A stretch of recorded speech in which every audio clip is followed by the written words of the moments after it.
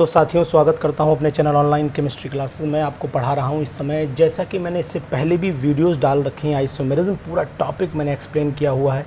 तो जो isomerism topic है वो मैंने एक्सप्लेन ऑलरेडी कर रखा है। तो आइसोमेरिज्म में आपको करना क्या है कि आइसोमेरिज्म टॉपिक में आपको मेरी पुरानी वीडियोस सभी देख लेनी है। उससे आपका आइसोमेरिज्म जो क्लियर है, जैसे आप पढ़ रहे होंगे, पढ़ा रहे होंगे, भूल चुके होंगे, तो कन्फ्यूज़न पूरा मिट जाएगा। और मैं आपको आज बताऊंगा कि स्टीरियो आइसोमेरिज्म, यानी कि आइसोमेरिज्म में मैंने आपको स्टीरियो आइसोमेरिज्म भी पढ़ाई है। और स्टीरियो आइसोमेरिज्म में जो मैंने टॉपिक डिस्कशन करना है, जो टॉपिक हम लोगों को डिस्कशन करना है स्टीरियो आइसोमेरिज्म, ई और जेड सिस्टम है और आर एस सिस्टम है। ये दोनों सिस्टम मुझे आपको बताने हैं। तो मैं स्टीरियो आइसोमेरिज्म यहाँ पर हेडिंग बना देता हूँ, स्टीरियो आइसोमेरिज्म हेडिंग बना दे रहा हूँ। और स्टीरियो आइसोमेरिज्म में हम लोगों को करना क्या है कि दो पार्ट आपको डिस्कशन करने थे। दो पार्ट में एक था पार्ट ज्योमेट्रिकल आइसोमेरिज्म और एक था पार्ट ऑप्टिकल आइसोमेरिज्म। अब ये मुझे बताने की ज़रूरत नहीं है कि आप स्टीरियो आइसोमेरिज्म होती क्या है। मुझे आपको ये बताना है कि ज्योमेट्रिकल जो आइसोमेरिज्म होती है उसमें दो सिस्टम थे, एक तो सिस और ट्रांस सिस्टम था, सिस और ट्रांस सिस्टम था, और दूसरे में आपका ई और जेड सिस्टम था। ई और जेड सिस्टम के लिए मेरी पुरानी वीडियोस देखिएगा, उसमें आपको सीक्वेंस रूल समझाया हुआ है। सीक्वेंस रूल आपको समझाया हुआ है, यानी कि ये सीक्वेंस रूल क्या होता है ये पूरी डिटेल मैंने बताई हुई है। ऑप्टिकल आइसोमेरिज्म में एक तो डीएल कन्फिगरेशन होता है, डीएल कन्फिगरेशन होता है, और दूसरा आरएस सिस्टम होता है, आरएस सिस्टम। तो मुझे जो फोकस करना है, जिन पे मैंने सर्किल कर रखा है, ई और जेड सिस्टम, आरएस सिस्टम, यही परेशान करते हैं लोगों को, इन्हीं के ऊपर मैं बात करूँगा। अब मैं आपको बता देता हूँ कि नेक्स्ट पेज पर अब हम लोग डिस्कशन कर लेते हैं कि भाई सबसे पहले हम लोग ई और जेड सिस्टम की बात करते हैं। तो ई और जेड सिस्टम का अगर साथियों आपको डिटेल पढ़ना है अगर पूरा, तो मेरे इस वीडियो में ही मैं लिंक लगाऊंगा। और इससे पहले भी अगर लिंक ना भी हो तो प्ले लिस्ट में जाइएगा और ऑप्टिक और आइसोमेरिज्म टॉपिक को सर्च कर लीजिएगा। प्ले लिस्ट में आइसोमेरिज्म टॉपिक मिल जाएगा आपको, और उसी टॉपिक से रिलेटेड आप पढ़ लीजिएगा। तो फिलहाल मैं ई और जेड सिस्टम की बात कर रहा हूँ।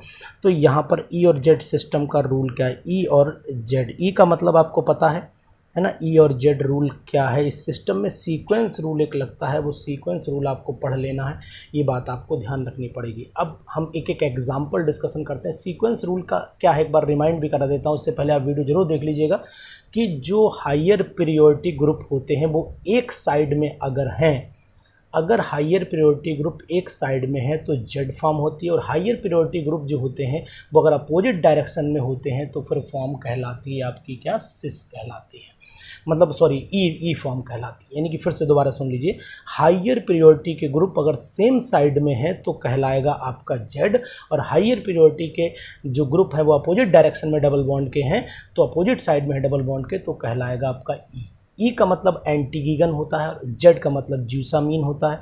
इसका मतलब जेड मतलब ज्यूसामीन मीन्स सेम साइड कहलाती है, सेम। ई का मतलब एंटीगीगन मतलब ये होती है अपोजिट, ये आपका अपोजिट वर्ड हो जाता है यहाँ पर, अपोजिट। तो इस बात का आपको ध्यान रखना पड़ेगा। तो अब मैं आप इसी बात को पूरा डिस्कशन करता हूँ कि भाई यहाँ पर क्या है।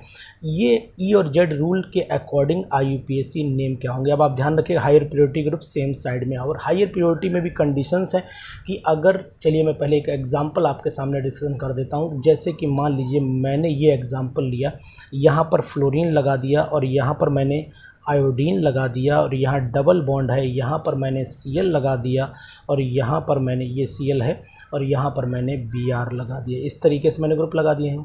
अब आपको करना क्या है कि देखिए इसका एटॉमिक मास, यानी कि इसका एटॉमिक मास मोर होगा, तो यानी कि ये हायर ग्रुप हो गया। क्या ग्रुप हो गया, हायर ग्रुप हो गया। इन दोनों में, क्लोरीन ब्रोमीन में इसका एटॉमिक मास ज़्यादा होगा तो ये भी हायर होगा। तो इसका मतलब ये हुआ कि अब आपको करना क्या है साथियों, करना ये है कि हायर ग्रुप सेम साइड में आ गए तो ये जेड फॉर्म हो जाती है। और अगर इसी की आपको ई फॉर्म बनानी तो कुछ नहीं करना, आई को ऊपर भेज दीजिए या Br को ऊपर भेज दीजिए, कुछ नहीं करना है। तो इसका आपको क्या करना है, ये यहाँ पर आप F लगाए रखिए, यहाँ पर I लगाए रखिए, तो उधर घुमा दीजिए, कोई दिक्कत नहीं। यानी कि यहाँ पर Br लगा देना और यहाँ पर I लगा। अब ये हायर प्रायोरिटी ग्रुप जो है वो अपोजिट डायरेक्शन में हो गए, ये आपका हायर हो गया और यहाँ पर भी हायर हो गया। तो ये अब आपकी फॉर्म जो कहलाएगी वो ई फॉर्म कहलाएगी। तो ये आप समझ चुके होंगे कि आपको करना क्या है। यानी आपको ये करना है कि अब आपको जो है वो इन ग्रुप को, इस ग्रुप को जो है वो अपोजिट डायरेक्शन में समझना है तो ई मान लेना। एक एग्जांपल मैं और आपके सामने डिस्कशन कर रहा हूँ, एग्जांपल ज़रा देखिएगा, बहुत ही बढ़िया एग्जांपल आपके सामने रख रहा हूँ।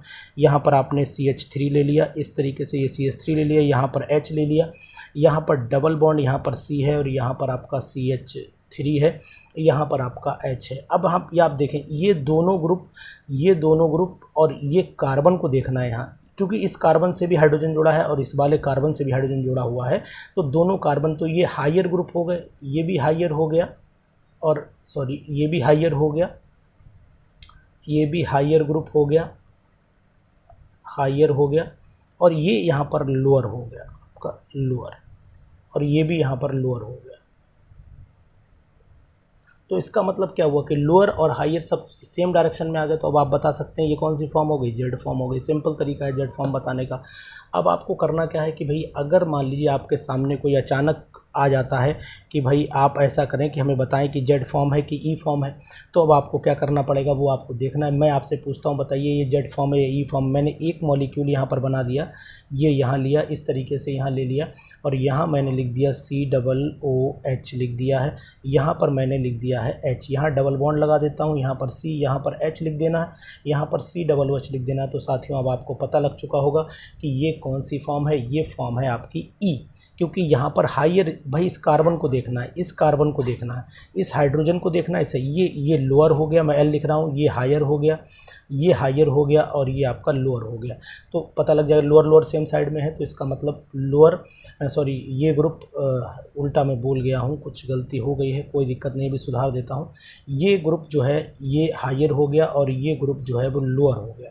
सॉरी ये हायर है, यहाँ मैं लिख देता हूँ, ये हायर हो गया और ये आपका लोअर हो गया, और ये आपका लोअर हो गया, ये लोअर है, और ये भी आपका कैसा है, हायर ग्रुप है, हायर ग्रुप हो गया। तो अब आपको पता लग गया कि हायर जो है वो कैसे हैं, अपोजिट डायरेक्शन में। तो इसका मतलब है कि ये अब आपकी ई फॉर्म हो जाती है, यहाँ पर सिंपल ई फॉर्म में आ जाता है। तो इस तरीके से मैं आपको बहुत सारे एग्जांपल बता रहा हूँ, ये एग्जांपल बहुत ही इंपॉर्टेंट है। अब आपके सामने अगर कोई ऐसी टिपिकल कंडीशन आ जाए जहाँ पर आपको ग्रुप डिसाइड करना मुश्किल पड़ जाए, तो फिर उस कंडीशन में क्या करेंगे वो भी मैं आपको दिखा रहा हूँ।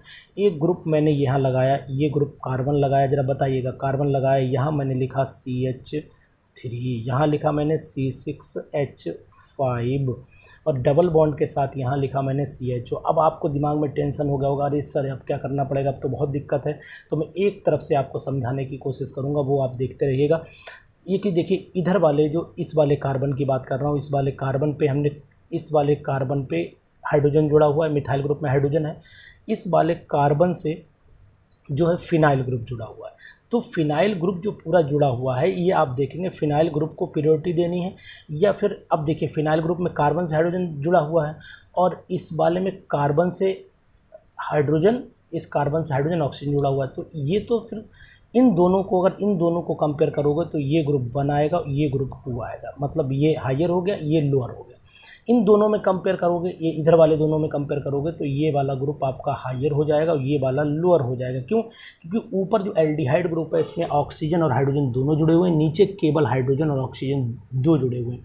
तो यानी कि ऊपर एक ऑक्सीजन एक हाइड्रोजन है, नीचे 2 हाइड्रोजन जुड़ चुके हैं। तो इस बात का आपको ध्यान रखना पड़ेगा, सेकेंड पोजिशन पर आ जाएगा। तो अब आप देख रहे होंगे कि ये 2 मतलब ये लोअर लोअर, ये हायर हायर, यानी कि अब ये ई फॉर्म आपके सामने आ चुका है। इस तरीके से आप ई फॉर्म इसे डिस्कवर कर लेंगे। तो इस तरीके से मैंने आपको बताया, बहुत सारे एग्जाम्पल मैं आपको लगातार बता रहा हूँ। तो अब आपको और एग्जाम्पल में डिस्कशन कर रहा हूँ, ये सब पेपर में आने वाले एग्जाम्पल हैं, ऐसा ना समझिएगा कोई भी एग्जाम्पल नहीं आ सकता, एग्जाम्पल कोई भी आ सकता है, ध्यान रखिए। अब आप इसमें अपने आप बताइएगा, मैं कुछ एग्जाम्पल यहाँ पर बना रहा हूँ।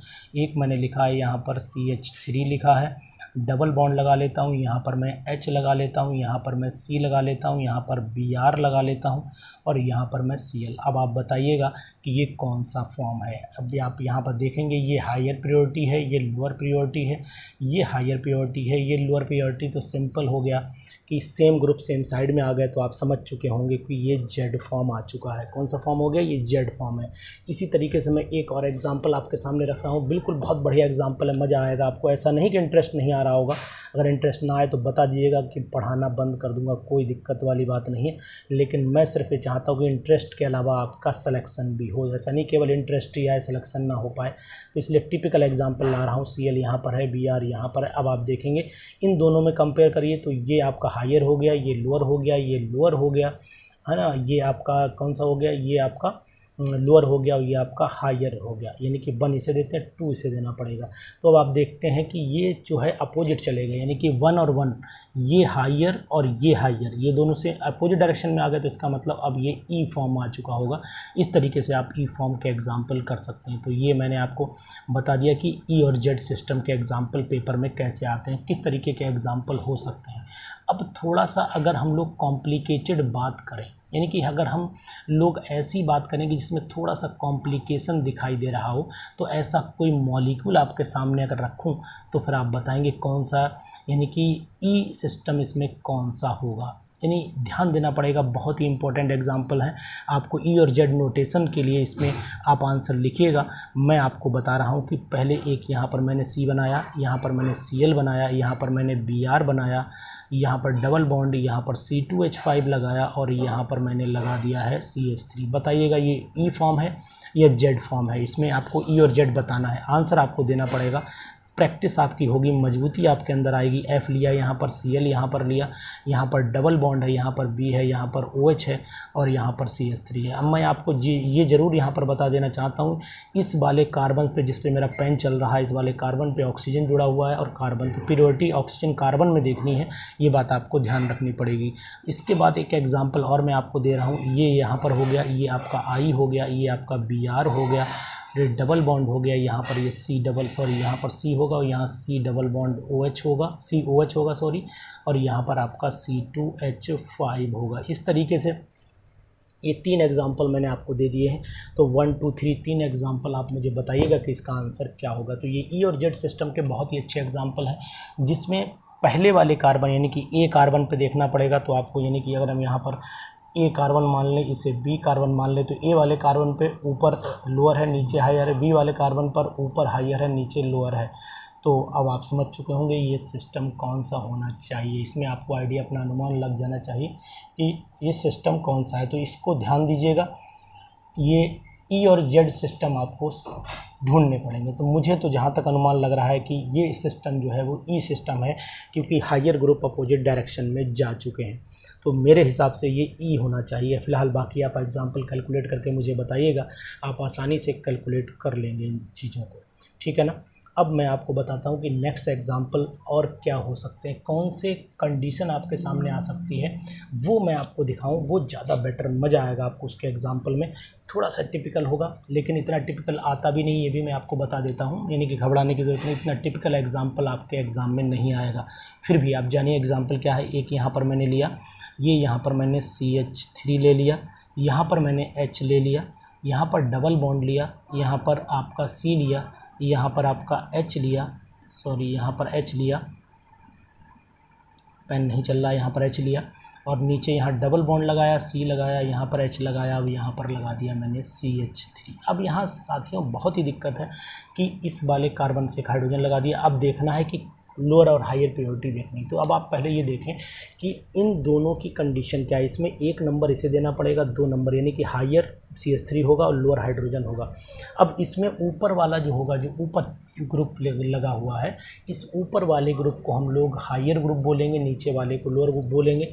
लेकिन अब मैं आपको बता दूं, अगर इसकी नंबरिंग करना चाहें, आप इस पूरे मॉलिक्यूल की नंबरिंग करना चाहें तो नंबरिंग कैसे होगी वो मैं आपको बता देता हूँ। 1 हो गया, अब आपका 1 हो गया, यहाँ पर आपका 2 आ गया, यहाँ 3 आ गया, यहाँ 4 आ गया, यहाँ पर 5 आ गया, यहाँ 6 कार्बन की चेन हो जाती है। यानी कि ये अगर हम देखें तो 2,4 हेक्साडाइईन हो जाता है। इसका नाम अगर देखोगे तो 2,4, देखिए 2 पे डबल बॉन्ड है, 4 पे, 2,4 हेक्सा, नाम बता दे रहा हूँ, वैसे नाम की ज़रूरत नहीं है। यहाँ पर हेक्साडाइईन हो जाता है। हेक्सा इसलिए लगा हुआ है क्योंकि डबल बॉन्ड 2 बार आया हुआ है। हेक्स 6 कार्बन है। अब यहाँ पर सेकंड कार्बन को आप देखिए, सेकंड कार्बन में आपको ध्यान देना है कि जो सेकंड वाला कार्बन है वो, उसमें ये हायर और लोअर की कंडीशन आपको दिख रही है, और उसके बाद चौथा कार्बन देखिए, बस दोनों पे देखना। तो सेकंड वाले कार्बन की कंडीशन ये कि भाई ये हमें तो दिखाई दे रहा है कि 2Z सिस्टम बोला जाएगा। इसे 2Z क्यों हुआ? सेकंड वाला कार्बन जो है उस पर हायर ग्रुप सेम साइड में है। देखिए सेकंड 2Z है, 2 पे Z है। अब 4 पे देखिए, 4 वाली कंडीशन में भी वही है कि लोअर ग्रुप, ये हाइड्रोजन भी ऊपर और ये हाइड्रोजन भी ऊपर है, ये दोनों हाइड्रोजन ऊपर है। तो इसका मतलब दूसरा वाला भी क्या हो गया कि ये क्या हो गया, 4 वाला भी कार्बन वो Z ही हो गया। तो इसका मतलब ये 2Z और 4Z हो सकता है एग्जाम्पल। ऐसे 2E 4E भी आते हैं, 2Z 4E भी हो सकता है। जैसे अगर हम इस मॉलिक्यूल में थोड़ा सा सुधार करें, थोड़ा सा पलट लें इस मॉलिक्यूल को, यानी कि इस CH3 को ऊपर ले जाएं, इस वाले CH3 को ऊपर ले जाएं और उस वाले हाइड्रोजन को नीचे लाएं, तो फिर ये 4Z1 की जगह 4E हो जाएगा। यानी इस मॉलिक्यूल को ध्यान रखिएगा, इस मॉलिक्यूल में कन्फ्यूज़न नहीं करना है, मैं इसी मॉलिक्यूल में इम्प्रूवमेंट कर दे रहा हूँ। ये मैं यहाँ CH3 मिटा दे रहा हूँ। ध्यान दीजिएगा, कंसेप्ट क्लियर होना चाहिए। यहाँ पर मैं ऊपर CH3 ले लेता हूँ और यहाँ पर H ले लेता हूँ। अब मॉलिक्यूल की सिचुएशन वही रही, यानी कि 2, अब ये मॉलिक्यूल जो होता है वो 2Z हो गया और 4 पे E हो गया। अब भैया 4 पे E क्यों हो गया? क्योंकि 4 वाला जो कार्बन है, ये वाला 4th वाला जो कार्बन है, उस पर हाइड्रोजन ऊपर और एक नीचे, यानी अपोजिट डायरेक्शन में आ गए। और ये अपोजिट डायरेक्शन में लोअर ग्रुप देख लीजिए आप, simple lower group opposite direction में आ गए, E हो गया।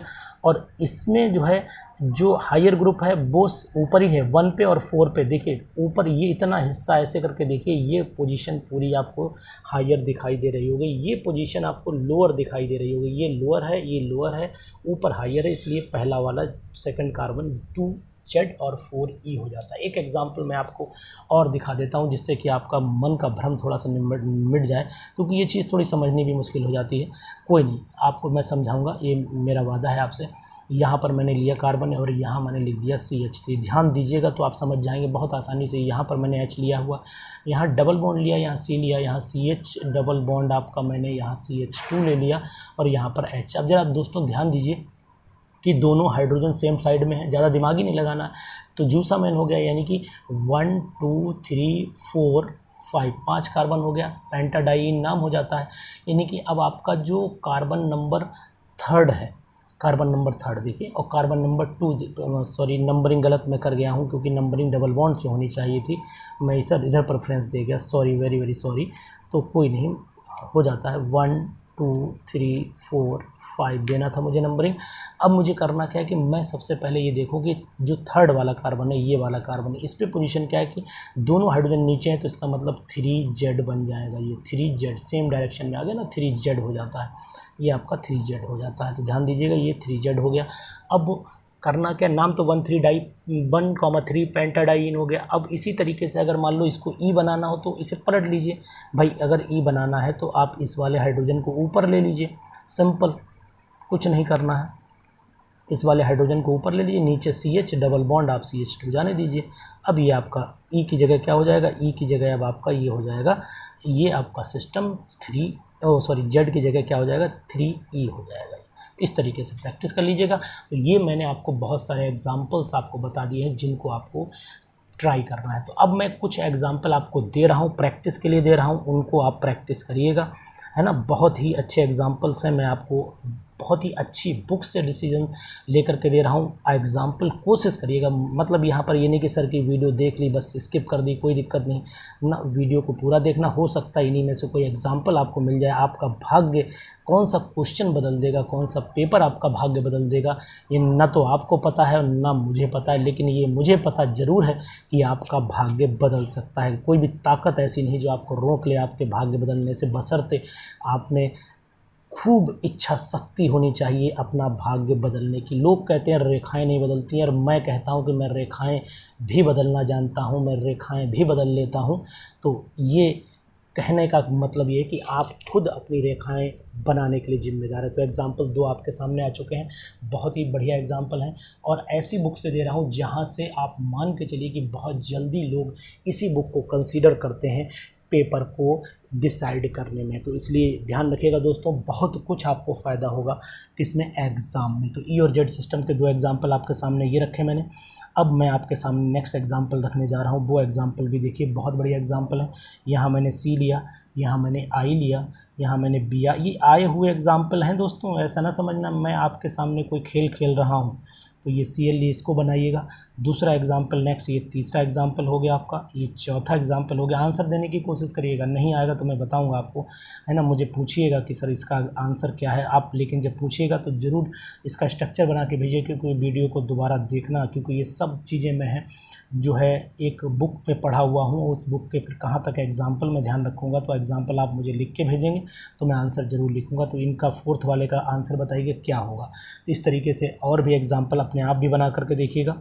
वो एग्जाम्पल्स क्या हो सकते हैं, वो भी मैं थोड़े बहुत एग्जाम्पल बढ़ा रहा हूँ लगातार, जो है वो लंबी वीडियो ना बने, इसलिए मैं यहाँ पर आपको कोशिश कर रहा हूँ। एक एग्जाम्पल ये मैं बना दिया हूँ, H यहाँ पर ले लिया है, डबल बॉन्ड C, यहाँ पर Cl ले लिया है और यहाँ पर C2H5। बताइएगा ये E फॉर्म है या Z फॉर्म है।